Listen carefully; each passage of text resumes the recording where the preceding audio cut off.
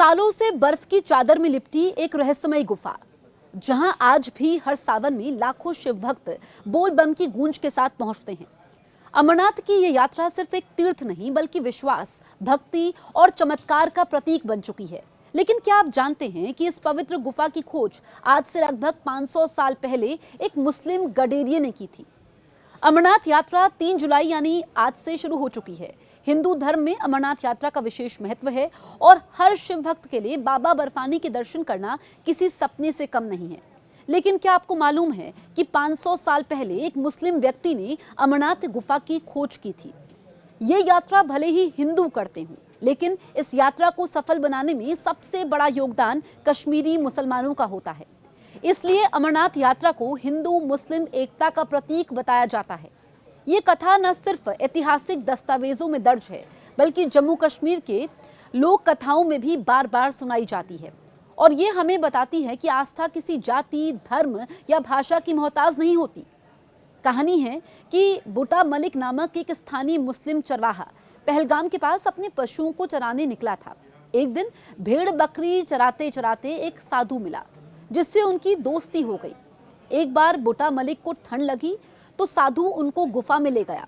गुफा में भी बहुत ठंड लगी तो साधु ने उनको एक कांगड़ी दी, जो सुबह सोने की कांगड़ी में बदल गई।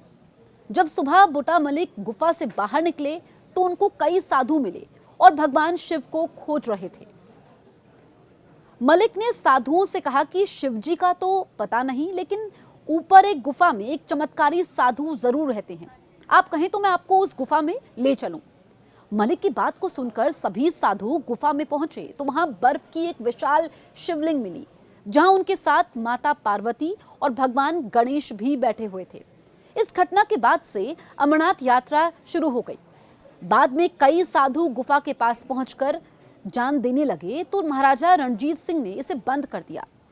बताया जाता है कि हिंदुओं की धार्मिक भावना का ध्यान रखते हुए यहाँ के मुसलमान अमरनाथ यात्रा के समय 2 महीने तक मांस नहीं खाते हैं।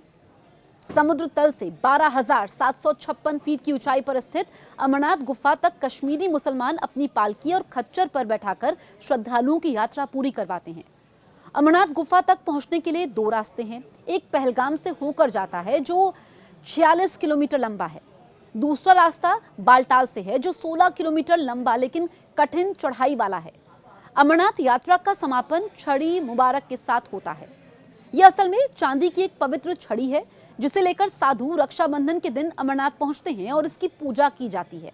कश्मीरी मुसलमान यात्रा शुरू होते ही छड़ी मुबारक का इंतजार करते हैं कि वो पवित्र छड़ी कब उनके गांव पहुंचेगी।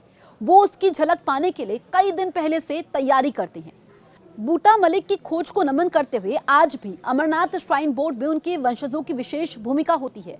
कहा जाता है कि अमरनाथ यात्रा की हर साल की शुरुआत में बूटा मलिक परिवार को विशेष मान दिया जाता है। उनकी पीढ़ियां आज भी अमरनाथ यात्रा के पवित्र दायित्व में सहभागी हैं। साल 2002 तक अमरनाथ गुफा में भक्तों से होने वाली कमाई का 1/3 हिस्सा बूटा मलिक के परिवार को मिलता था। श्राइन बोर्ड बनने के बाद ये व्यवस्था बंद हो गई।